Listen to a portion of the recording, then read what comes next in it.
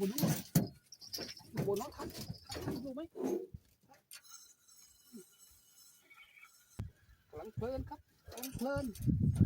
มาแล้ว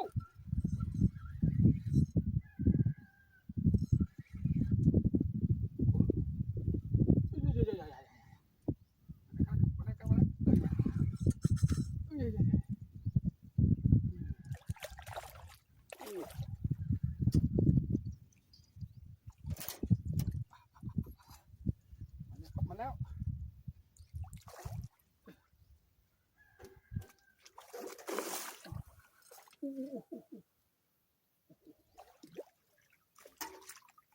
อายุปลาตะเพียนเท่าบิ๊กวันบิ๊กวัน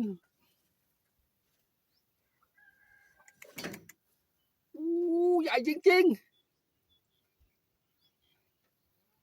เบิ่งครับพี่น้องใหญ่บ่ปลาตัวนี้ผมว่าใหญ่ขนาดปลาตะเพียนครับตัวแรก